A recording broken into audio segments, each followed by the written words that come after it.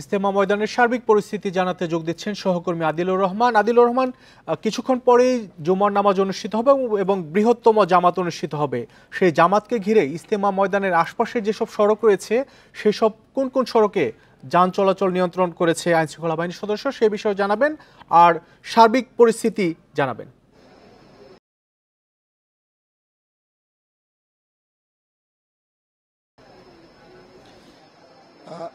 দেখুন, সকাল থেকে বিশ্ব ইজতেমার যে আনুষ্ঠানিকতাগুলো চলছিল, অর্থাৎ আম্বয়ান হয়েছে, আম্বয়ানের পরে তালিম হয়েছে, তালিমের পরে স্কুল কলেজের শিক্ষার্থী এবং বিশ্ববিদ্যালয়ের শিক্ষকদের বয়ান হয়েছে। এরপরে এখন মূলত আসলে জুমার নামাজের যে প্রস্তুতি, সেই প্রস্তুতিটি আসলে চলছে। কিছুক্ষণের মধ্যে জুমার নামাজের আজান হবে, আজানের পরে নামাজ অনুষ্ঠিত হবে এবং আজকে জুমার নামাজ পড়াবেন মাওলানা জোবায়ের। এরই মধ্যে আমরা যেটি আসলে লক্ষ্য করতে পারছি, সকাল থেকেই আমরা দেখছিলাম যে ইজতেমা ময়দান এবং ইজতেমা ময়দানের আশপাশের যে সড়কগুলো আছে, সেই সড়কগুলোতে মুসল্লিরা শুধুমাত্র আজকে জুমার নামাজ আদায় করার জন্য এখানে এসেছেন। এবং এই বিশেষ করে যদি আমি আপনাকে বলি যে টঙ্গী থেকে কামারপাড়া যে সড়কটি আছে, ঠিক ইজতেমা ময়দানের লাগোয়া একটি সড়ক, এই সড়কটিতে এরই মধ্যে হাজার হাজার মুসল্লি তারা অবস্থান নিয়েছেন শুধুমাত্র জুমার নামাজ আদায় করবেন বলে। এরপরে আবদুল্লাপুর থেকে কামারপাড়া যে একটি সড়ক আছে, আহসানিয়া মিশন ক্যান্সার হাসপাতালের সামনে দিয়ে যে সড়কটি, এই সড়কটিতে অবস্থান নিয়েছেন। অন্যদিকে আবদুল্লাপুর থেকে টঙ্গী যে সড়কটি আছে, সেই সড়কটিতেও মুসল্লিরা অংশ নিয়েছেন জুমার নামাজ আদায় করবেন বলে।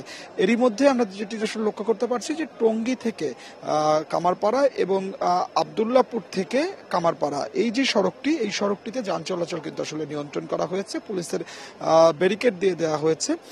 প্রশাসনের পক্ষ থেকে যেটি বলা হচ্ছে যে অনেক মুসল্লি যেহেতু সড়কে অবস্থান নেবেন এবং সড়কে এখন যাতায়াত করছেন, তাদের যাতায়াত নির্বিঘ্ন করতে এবং নামাজে অংশগ্রহণ নিশ্চিত করতে এই যান চলাচলটি আসলে নিয়ন্ত্রণ করা হচ্ছে। জুমার নামাজের পরে আবার আগের মতো যান চলাচল করবে।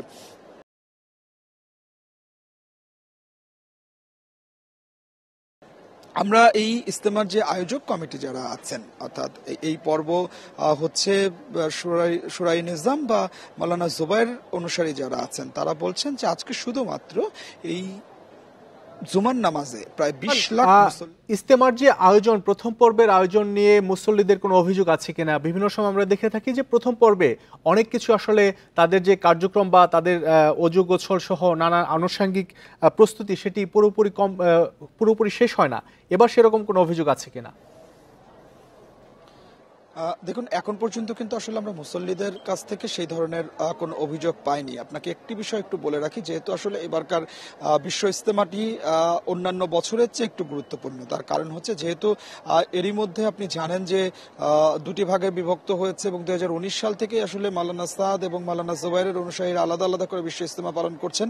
তবে এবছর যেহেতু ইজতেমাটিক আগেই একটি সংঘর্ষের ঘটনা ঘটেছে, নিহতের ঘটনা ঘটেছে, সে কারণে প্রশাসনের পক্ষ থেকে কিন্তু বাড়তি ব্যবস্থাটি গ্রহণ করা হয়েছে এবং অজু গোসলের জন্য বা পর্যাপ্ত পানির জন্য, বিদ্যুতের জন্য এখানে ডেস্কো, গাজীপুর সিটি কর্পোরেশন, গাজীপুর জেলা প্রশাসন তারা নানা ধরনের পদক্ষেপ নিয়েছে। সেনাবাহিনীর পক্ষ থেকেও আমরা দেখেছি যে পল্টন নির্মাণ করে দেওয়া হয়েছে মুসল্লিদের পারাপারের জন্য।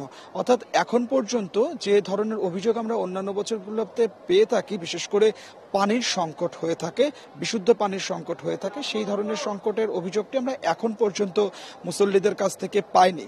এর আরেকটি কারণ আছে, সেটি হচ্ছে যে এবছর বিশ্ব ইজতেমা মাওলানা জোবায়ের অনুসারী যারা করছেন, তারা কিন্তু দুটি পর্ব করছেন। অর্থাৎ প্রথম পর্বে 41টি জেলা অংশ নেবেন এবং পরের পর্বটিতে বাকি 22 জেলা অংশ নেবে। তো এই যে দুই পর্বে হবার কারণে মুসল্লিদের সংখ্যা কিছুটা আসলে কমেছে। তবে আখিরি মোনাজাত এবং এই জুমার নামাজকে কেন্দ্র করে যে ধরনের প্রস্তুতি নেওয়া দরকার, বাড়তি প্রস্তুতিটি প্রশাসনের পক্ষ থেকে নেওয়া হয়েছে বলে কিন্তু আসলে আমাদেরকে জানানো হচ্ছে। তো যদিও আয়োজক কমিটি বলছে যে দুটি পর্বেই, অর্থাৎ শুরাই নিজাম বা বিষয়টি দেখেছি যে এবারই প্রথম ইজতেমা নিয়ে সংঘর্ষের ঘটনা ঘটেছে, সেই সংঘর্ষের বিষয়টিকে মাথায় রেখে নিরাপত্তা ব্যবস্থা কেমন জোরদার করা হয়েছে এবং বাড়তি কি কি নিরাপত্তা ব্যবস্থা গ্রহণ করা হয়েছে? শরীফ, সংঘর্ষের ঘটনাটি এবারই প্রথম নয়। সংঘর্ষের ঘটনাটি প্রথম ঘটেছিল 2018 সালে।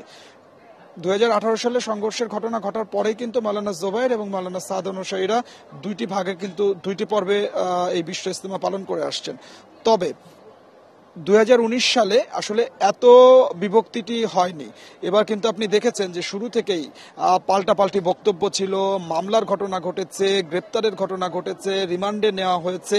অর্থাৎ এই যে অনেকগুলো বিষয়, এই বিষয়গুলো মাথায় রেখে কিন্তু আসলে এক ধরনের বিশৃঙ্খলা বা অপ্রীতিকর ঘটনার যে বিষয়টি বা থ্রেটের যে বিষয়টি, এটি সামনে চলে আসে।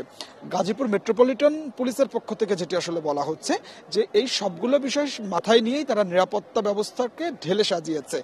শুধুমাত্র গাজীপুর মেট্রোপলিটন পুলিশেরই 7,000 সদস্য মোতায়েন করা হয়েছে।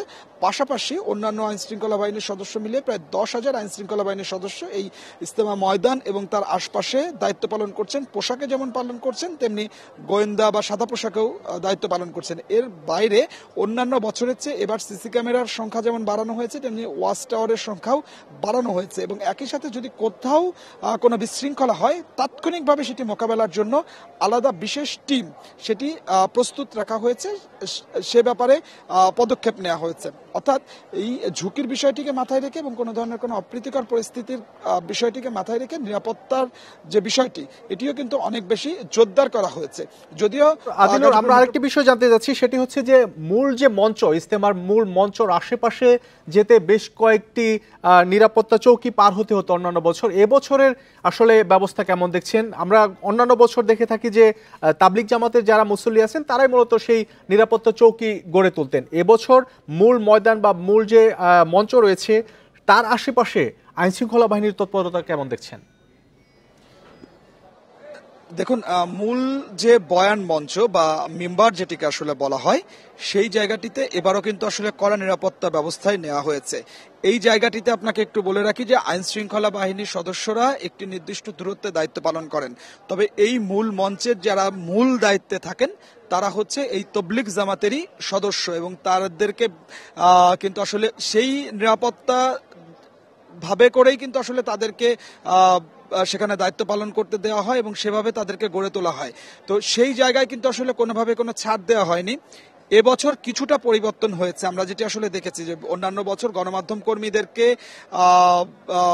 ভেতরে প্রবেশ করার জন্য অনেক সমস্যা পড়তে হতো বা সব জায়গায় গণমাধ্যম কর্মীরা যেতে পারতেন না। তবে এবার কিন্তু আসলে একটি ফটক গণমাধ্যম কর্মীদের জন্য উন্মুক্ত রাখা হয়েছে এবং সেই জায়গাটিতে গণমাধ্যম কর্মীদেরকে আগে থেকে আসলে তাদের নাম দিতে হয়েছে, তাদের এক ধরনের পাস দেওয়া হয়েছে এবং গণমাধ্যম কর্মীরা যাতে আসলে সংবাদ সংগ্রহ করতে পারেন সেই ব্যবস্থাপনাটি আসলে রয়েছে। তবে মূল যে বয়ান মঞ্চ, সেই জায়গায় যেতে কিন্তু এবারও কয়েকটি নিরাপত্তা চৌকি পার হতে হয় এবং সেই জায়গায় শুধুমাত্র তবলিগ জামাতের যারা একদম নির্দিষ্ট কয়েকজন ব্যক্তি বা যাদের অনুমতি আছে শুধুমাত্র মূল বয়ান মঞ্চে তারাই যেতে পারেন। সেখানে কিন্তু আসলে গণমাধ্যম কর্মীরাও সেই মূল বয়ান মঞ্চে যেতে পারেন না। সেই জায়গাটিতে কিন্তু আসলে এবারও অন্যান্য বছরের মতোই নিষেধাজ্ঞা রয়েছে এবং মূল যে বয়ান মঞ্চ, সেই বয়ান মঞ্চটাকে কেন্দ্র করে নিরাপত্তা ব্যবস্থা কিন্তু আসলে সেই জায়গায় আরো বেশি জোরদার করা হয়েছে। আমরা বিভিন্ন সময় দেখে থাকি যে ইজতেমার ময়দানে বিদেশি মুসল্লির সমাগম অনেক ঘটে, বিভিন্ন দেশ থেকে আসে। যেহেতু এবছর সংঘর্ষের ঘটনা ছিল, বিদেশি মুসল্লিদের ক্ষেত্রে এর কোনো প্রভাব পড়েছে কিনা? মুসল্লির সংখ্যা কেমন, বিদেশি মুসল্লিদের সংখ্যা?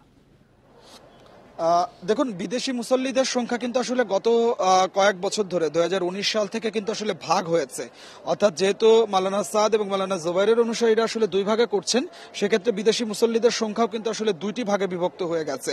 তো এবছর আমরা এখন পর্যন্ত আজকে সকাল পর্যন্ত যে তথ্য পাচ্ছি যে 72টি দেশ থেকে বিদেশি মুসল্লিরা এসেছেন এবং 2150 জন বিদেশি মুসল্লি এখন পর্যন্ত এসেছেন। তবে আরো কিছু বিদেশি মুসল্লি হয়তো বা আসবেন, এমনটি আয়োজকরা আশা করছেন এবং দ্বিতীয় যে পর্ব আছে, দ্বিতীয় পর্বতেও কিছু বিদেশি মুসল্লি আসবেন। অন্যান্য বছরের তুলনায় বিদেশি মুসল্লিদের সংখ্যা কিছুটা কম, এটি আসলে লক্ষ্য করা যাচ্ছে। অন্যান্য বছর দেখা যায় যে 3000 বা 4000 5000-এর মতো বিদেশি মুসল্লিরা এসে থাকেন। কোনো কোনো বছর 6000 7000 বিদেশি মুসল্লিও এসেছেন। সেই জায়গায় আসলে এখন যেহেতু এবার 3টি পর্ব হচ্ছে, তিনটি পর্ব মিলিয়ে আসলে কতজন বিদেশি মুসল্লি হয় সেটি এখন দেখার বিষয়। যেহেতু যেটি আমি আপনাকে বলছিলাম যে যেহেতু আসলে বিশ্ব ইজতেমাটি ভাগ হয়ে গেছে, 3 পর্বে হচ্ছে, আপনি কিন্তু আসলে কখনো দেখেননি যে 3 পর্বে বিশ্ব ইজতেমা হয়ে থাকে। এবছরই কিন্তু আসলে এই বিশ্ব ইজতেমাটি 3 পর্ব হচ্ছে। অন্যান্য বছর আমরা যেটি আসলে দেখেছি 2019 সালের আগ পর্যন্ত যে 2টি পর্বে বিশ্ব ইজতেমা হয়েছে, একটি পর্বে 32 জেলা, অন্য পর্বে 32 জেলা, কিন্তু 2019 সাল থেকে 64 জেলায় অংশ নিচ্ছে, কিন্তু এই 64 জেলার মধ্যেই আবার 2টি ভাগে বিভক্ত হয়ে বিশ্ব ইজতেমায় অংশ নিচ্ছে। তো সাধারণ মুসল্লিদের সাথে যখন আমরা কথা বলছিলাম, সাধারণ মুসল্লিরা কিন্তু একটি বিষয় বারবার করে বলছিলেন যে তবলিগ জামাত এটি তাদের যে উদ্দেশ্য, সেই উদ্দেশ্য হচ্ছে তাদের মধ্যে কোনো বিভক্তি থাকবে না, কোনো ভেদাভেদ থাকবে না। তারা এখানে সমবেত হন দিনের শিক্ষা নেওয়ার জন্য, হেদায়েতের শিক্ষা নেওয়ার জন্য। কিছুক্ষণের মধ্যে জুমার নামাজ অনুষ্ঠিত হবে। ইজতেমার ময়দান থেকে জানানো হয়েছে কিনা যে আসলে জুমার নামাজ ঠিক কখন অনুষ্ঠিত হবে? আমরা বিভিন্ন সময় দেখি যে বেলা 1:30টায় অনুষ্ঠিত হয়, আবার অনেক সময় বেলা 1:45 বেজে যায়। আজকে আসলে জুমার নামাজ কখন হবে এটি জানানো হয়েছে কিনা? দেখুন, এখন পর্যন্ত আসলে যে সময়টি নির্ধারণ করা হয়েছে সেটি হচ্ছে যে 1:30টার নাগাদ জুমার নামাজের যে জামাত, সেই জামাতটি আসলে অনুষ্ঠিত হবে। তবে অনেক ক্ষেত্রে আসলে দেখা যায় যে মানুষের উপস্থিতি এবং মুসল্লিদের সমাগম এর উপরে আসলে সময় কিছুটা পরিবর্তন হতে পারে। তবে এখন পর্যন্ত আসলে দুপুর 1:30টা এই সময়টি নির্ধারণ করে দেওয়া হয়েছে। এখানে আপনি জানেন যে তবলিগ জামাতের যে সময়গুলো নির্ধারণ করা হয়, সেই নির্ধারণগুলো করা হয় একটি মাশাল অনুষ্ঠিত হয়, তার মাধ্যমে কিন্তু এই সময়গুলো এবং কে বা কখন বয়ান করবেন, কে কখন কোন নামাজ আদায় করবেন, বিশেষ করে জুমার নামাজকে আদায় পড়াবেন এবং আখিরি মুনাজাতকে পরিচালনা করবেন, এই বিষয়গুলো কিন্তু তাদের একটি কমিটির মাধ্যমে নির্ধারণ করে দেওয়া হয়। তো সেই সময়টি আসলে এখন পর্যন্ত দুপুর 1:30টা নির্ধারণ করা আছে। এখন এটি সময় হয়তো বা কিছুটা পরিবর্তন হতে পারে, কিন্তু এখন পর্যন্ত কিন্তু আসলে সেটি নিশ্চিত নয়। অর্থাৎ সব মিলে যেটা আসলে বলা যায় যে জুমার নামাজের প্রস্তুতি চলছে এবং আর কিছুক্ষণ পরেই জুমার নামাজের আজান হবে, এরপরেই জুমার নামাজ হবে এবং সেই জুমার নামাজটি পরিচালনা করবেন কাকরাইল মসজিদের পেশ ইমাম মাওলানা জোবায়ের। টঙ্গীর তোরাক তীরে বিশ্ব ইজতেমার প্রথম পর্বের আনুষ্ঠানিকতা চলছে, সেই খবর বিস্তারিত জানাচ্ছিলেন সহকর্মী আদিলুর রহমান।